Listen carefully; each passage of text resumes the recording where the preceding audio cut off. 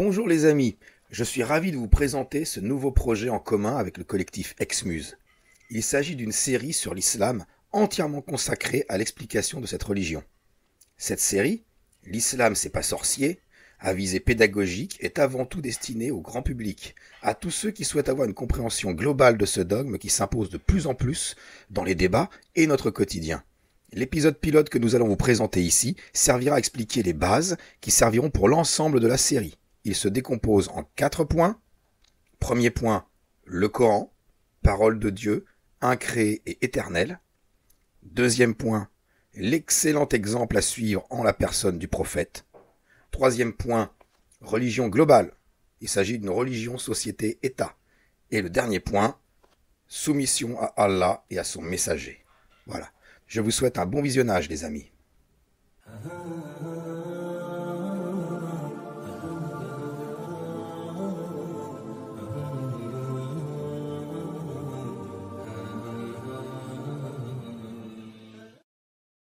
Bien, voilà, on va commencer par faire une sorte de synthèse sous forme de schéma que j'avais fait pour mon doc personnel, hein, de ce qui englobe les sources de l'islam.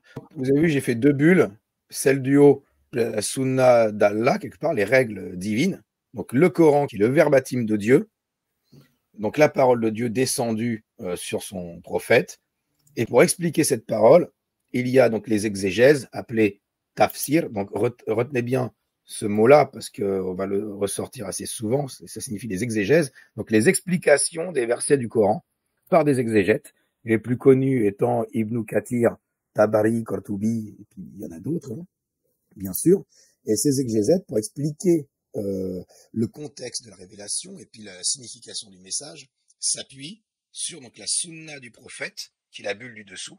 Il y a 2 choses, il y a les recueils de hadiths, donc qui sont les faits et gestes du prophète, ainsi que ses paroles, mais aussi ceux des compagnons d'ailleurs, hein, qui sont classés par thème, en fait, hein, de façon encyclopédique quelque part. Donc les grosses références, hein, ce sont les Sahih, Bukhari et Muslim. Le terme Sahih signifie c'est le plus haut niveau d'authenticité en termes de sources dans l'islam. Après il y a les Hassan qui sont très bons, et puis les Daïf qui sont pas fiables. Et il y a aussi ce qu'on appelle la Sira, c'est la biographie, ce sont les biographies du prophète. Donc là, c'est la même chose, mais c'est dans l'ordre chronologique. C'est sa vie. Les plus connus, c'est Ibn Ishaq et Ibn Hisham qui a repris, hein, et Tabari et Ibn Kathir. Il y a unanimité sur l'authenticité du texte coranique. Et ensuite, les hadiths sahih signifient que les gens qui l'ont rapporté sont considérés par des références comme fiables. En gros, tu es musulman si tu fais la shahada. Ashhadu an la ilaha illallah wa ashhadu anna Muhammad Rasulullah. J'atteste qu'il n'y a pas de Dieu qu'Allah et que Mohammed est son prophète.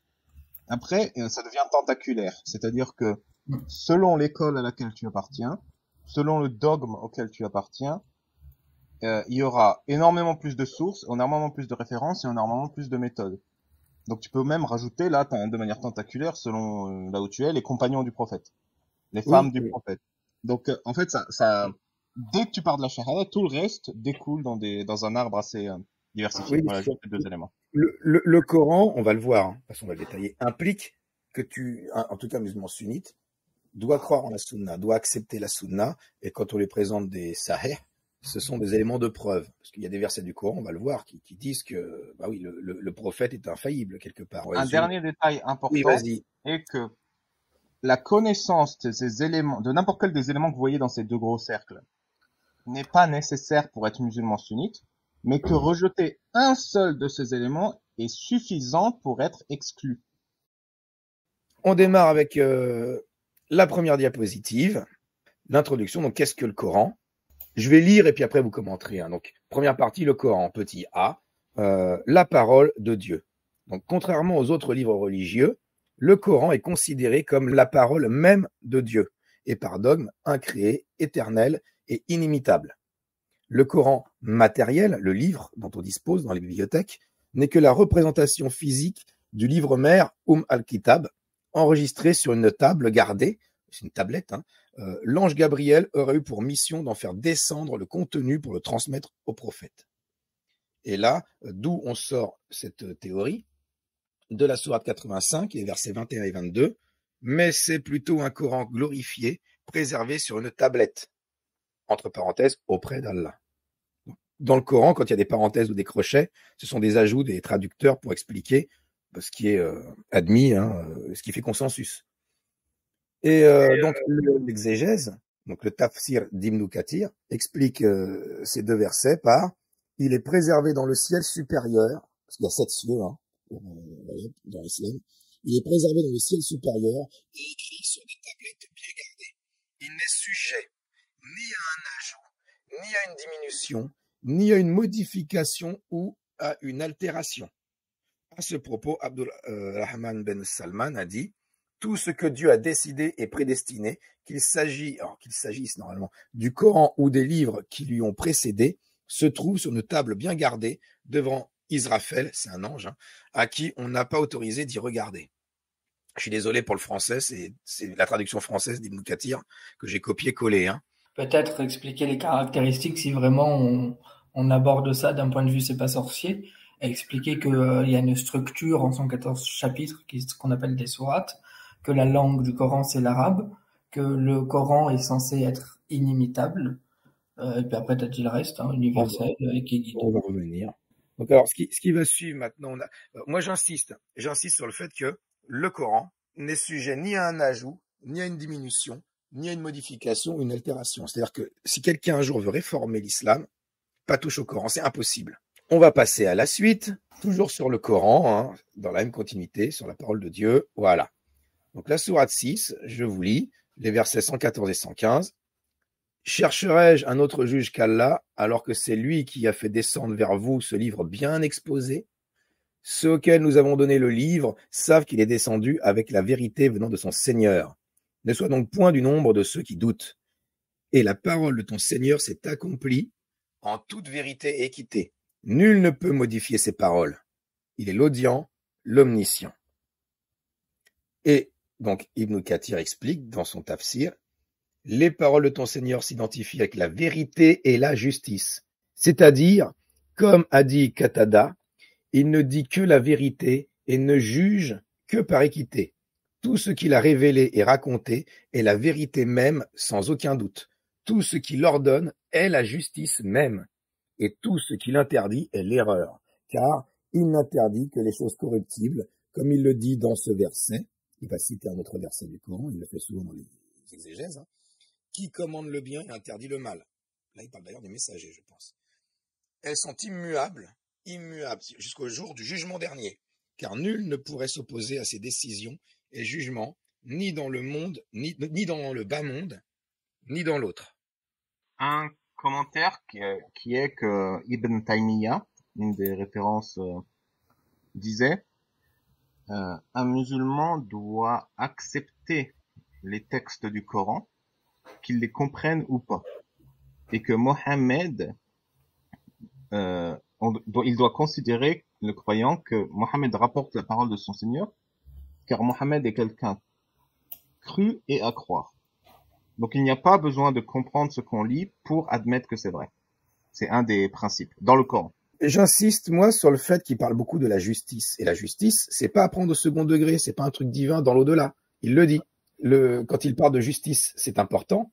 La justice dont il parle, elle n'est pas à prendre au second degré, c'est pas une parabole. Hein. Il est dit, ces décisions et jugements, personne ne pourra s'opposer à ces décisions et jugements, ni dans le bas monde, c'est-à-dire ici, ni dans l'autre. C'est-à-dire qu'il émet des jugements.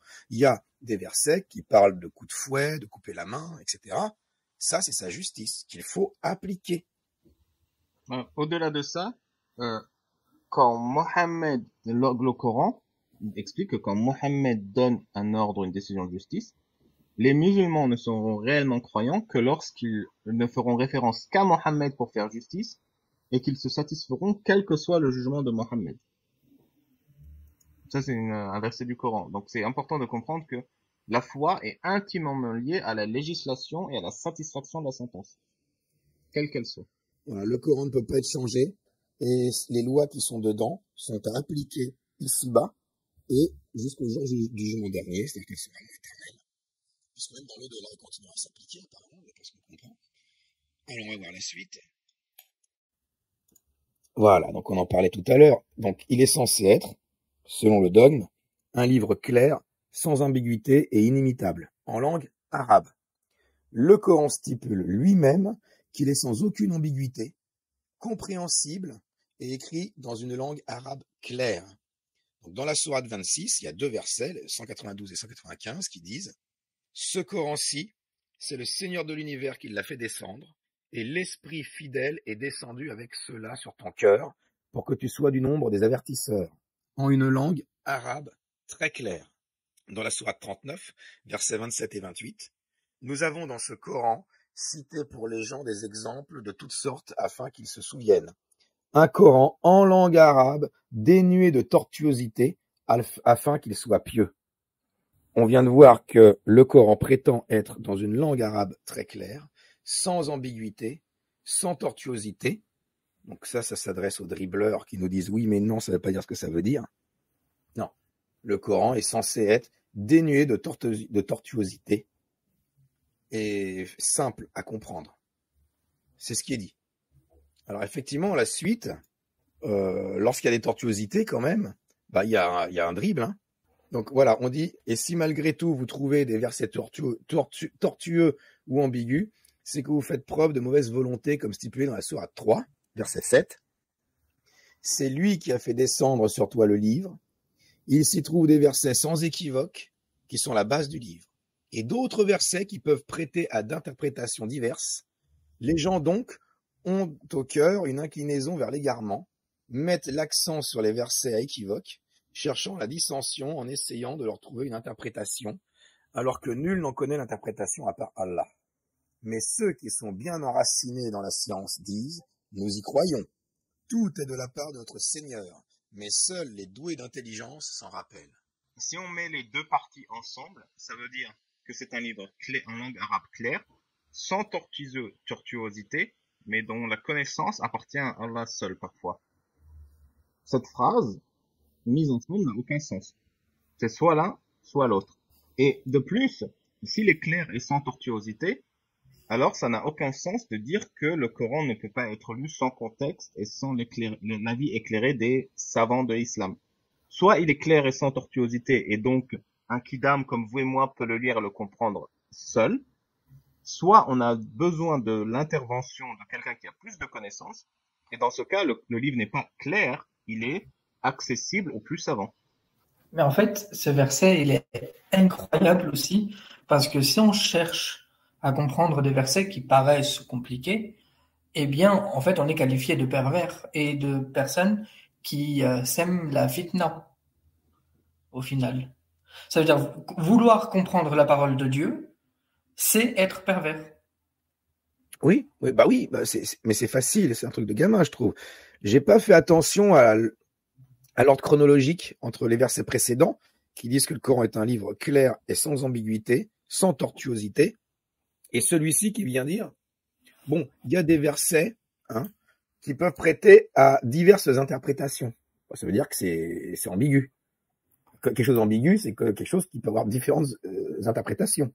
L'autre chose que j'ai noté, c'est quand ils disent ceux qui sont dans la science disent nous y croyons, tout est de la part de notre Seigneur, mais seuls les doués d'intelligence s'en rappellent. C'est-à-dire que pour Allah, les gens qui sont intelligents, ce sont ceux qui ne réfléchissent pas, qui ne se posent pas de questions. Donc l'intelligence en islam, c'est ne pas se poser de questions en fait. Ça revient assez souvent. Ouais. Donc là, et pareil, c'est notre contradiction pour moi, être intelligent. L'intelligence, c'est quand même être capable de se poser des questions et de réfléchir, quoi. Bon. Et en plus, tu as peut-être mis sur une slide la sourate 500, celle Là. qui dit de ne pas se poser de questions sur des choses qui, si elles étaient divulguées, nous mécontenteraient. Et un peuple, d'ailleurs, l'a fait et est devenu apostat.